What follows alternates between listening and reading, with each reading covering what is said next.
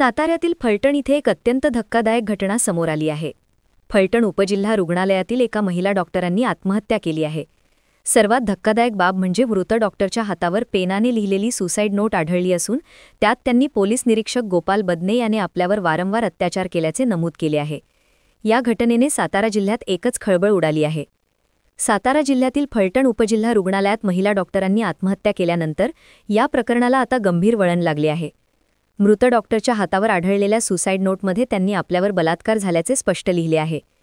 यात त्यांनी पोलीस निरीक्षक गोपाल बदने याचे नाव लिहिले असून बदने याने तब्बल 4 वेळा बलात्कार केल्याचेही म्हटले आहे।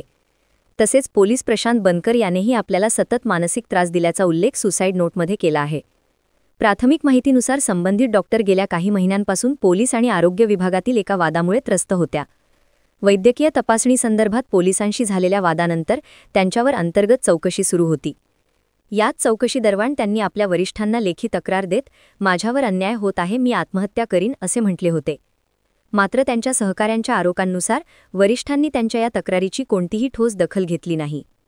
डॉक्टरच्या हातावर थेट सुसाईड नोट आढळल्याने या प्रकरणाचे गांभीर्य वाढले असून पोलीस प्रशासनावर गंभीर प्रश्नचिन्ह निर्माण झाले आहे। या प्रकरणी मुख्यमंत्री देवेंद्र फडणवीस यांनी गंभीर दखल घेतली आहे। मुख्यमंत्र्यांनी संबंधित जबाबदार असलेल्या पोलिसांना तात्काळ निलंबित करण्याचे आदेश दिले आहेत। या प्रकरणी गृहराज्यमंत्री पंकज भोयर यांनी प्रतिक्रिया दिली आहे। सातारा पोलीस अधीक्षक यांच्याशी फोनवरून चर्चा झाली असून तात्काळ गुन्हा दाखल करून कायदेशीर कारवाईच्या सूचना दिलेल्या आहेत। या घटनेत जो कोणी सहभागी असेल त्याच्यावर कारवाई होईल। जो अहवाल येईल त्यात ज्या कोणाचा सहभाग असेल कारवाई होईल असे मंत्री भोयर यांनी सांगितले आहे। शहरामध्ये आज सकाळी एक गुन्हा दाखल झालाय ज्याच्यामध्ये एक महिला डॉक्टर यांनी सुसाईड केलं आणि त्या सुसाईड करताना त्यांनी स्वतःच्या हातावर 2 नावं लिहून ठेवली, ज्याच्यामध्ये एक आमचे PS आहेत फलटण ग्रामीणचे आणि अजून एक सिव्हिलियन व्यक्ती आहेत।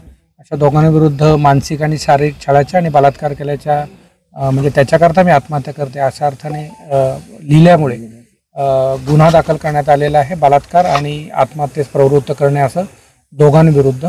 एक आमचे PS आहेत त्यातले आहेत फलटण ग्रामीण पोलीस स्टेशनचे। हा गुन्हा दाखल झाला फलटण शहरमध्ये, कारण त्यांनी ज्या हॉटेलमध्ये आत्महत्या केली ते हॉटेल फलटण शहरमध्ये आहे आणि या दोघांविरुद्ध गुन्हा दाखल झाला आहे।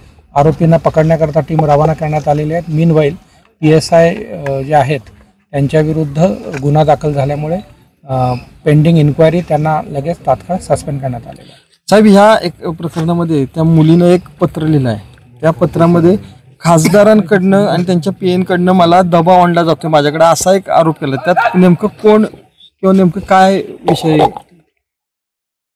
नाही, याच्यामध्ये म्हणजे हा जो गुन्हा आहे याच्यामध्ये त्यांनी तर ही जी 2 नावं लिहिली आहेत ती म्हणजे मानसिक आणि शारीरिक छळ आणि बलात्कार अशी आहेत।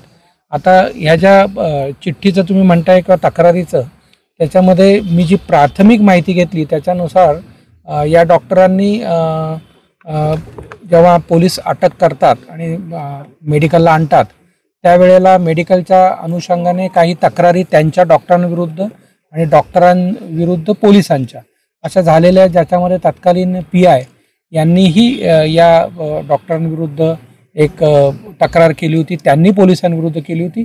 परंतु ॲपरंटली असं वाटते प्रायमा फेशी की या दोन्ही गोष्टींचा संबंध नसावा, परंतु गुन्हा दाखल करण्यात आलेला आहे।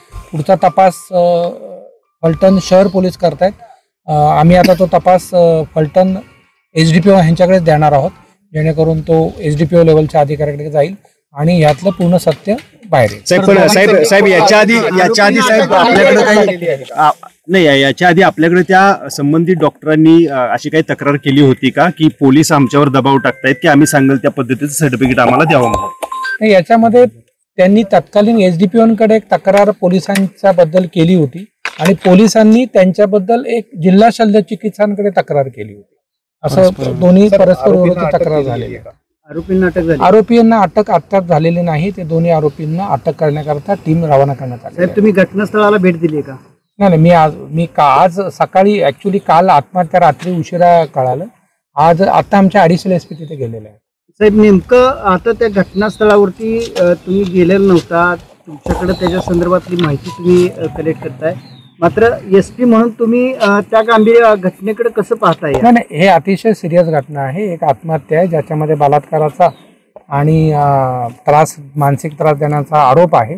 त्याच्यामुळे अतिशय गंभीरतेने घेऊन त्याच्यामध्ये आमचे ॲडिशनल एसपी तिथे रवाना झालेले आहेत, SDPO तिथे आहेत, SDPO तपास करणार आहेत आणि फॉरेन्सिक टीमही जी नवीन आमची आता फॉरेन्सिक व्हॅन आलेल्या आहेत त्यासह रात्रीपासून तिथे तळ ठोकून आहेत आणि तपास अतिशय म्हणजे त्याला सायंटिफिक आणि योग्य रीतीने सुरू आहे. साहेब त्यांच्या हातावर सायंकाळी घडलेली आहे, गुन्हा दाखल झालाय काही तासापूर्वी. नाही, त्याच्यामध्ये काय फरक आहे? त्याच्यामध्ये असं आहे की सुरुवातीला साधारणतः 7:30-8च्या दरम्यान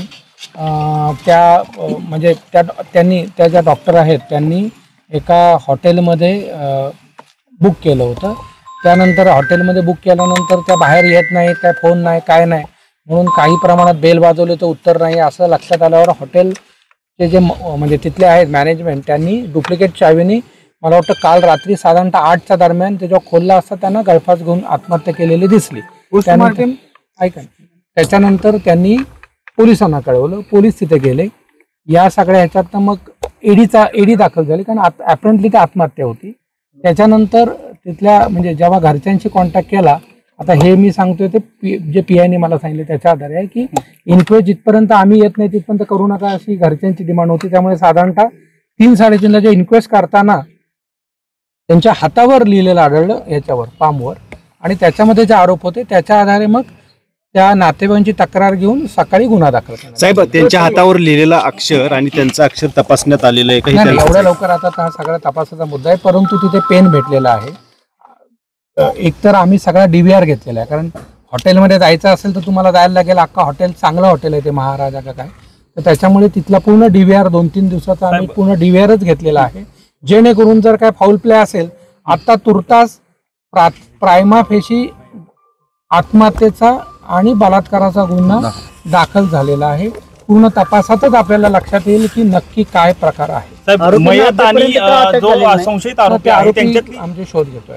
मयत आणि संशयित आरोपी जे आहे त्यांच्यात ओळख कधीपासूनची होती, काय माहिती समोर? नाही, आता ॲपरंटली यातला जो PSI आहेत आमचे ते आणि या महिला या एकाच तालुक्यातल्या बीडमधल्या आहेत, त्यामुळे त्यांची ओळख असावी असा अंदाज आहे. परंतु फ्रँकली हा काहीतरी 1 वर्षापासून तिथे होता हा PSI आणि ह्या महिला सुद्धा 2 वर्षापासून तिथे होत्या.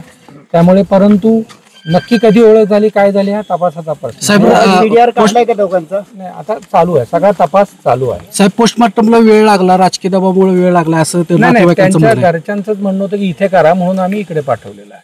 पोस्टमॉर्टम इन कॅमेरा झाले का? आता पोस्टमॉर्टम इन कॅमेराच चाललंय ना. ते CID असेल तर इन कॅमेरा होता. आता तुर्तास इथे हे त्यांनी एक आरोप त्यांच्या नातेवाईकांनी असा केलाय, खासदारांचे PA त्यांना फोन करायचे आणि खासदार त्याच्यावरून बोलायचे. कोणते खासदार हे त्यांनी सांगितलं नाही. मात्र आपला तपास त्या बाजूने सुद्धा होईल का की दबाव असा त्या डॉक्टरांच्यावर असायचा? बघा, आत्महत्या करण्यात आलेली आहे. पहिली गोष्ट एक अननॅचरल डेथ झालेली आहे. अननॅचरल डेथ ॲपरंटली आत्महत्या आहे, ती आत्महत्याचा आहे का हा तपास शेवटी सिद्ध करायला लागणार ना तपासात की आत्महत्याचा आहे. आणि त्याच्यानंतर आत्महत्येचं कारण काय, आत्महत्येचं कारण असताना महिलेने काय लिहिलंय, कोणाला आधी काय बोललेलं आहे, ह्या सगळ्याचा तपास होणार आणि त्याच्या अन्वये ती आत्महत्या आहे त्याचं कारण काय या सगळ्याचा तपास होणार. NTV news Marathi Satara.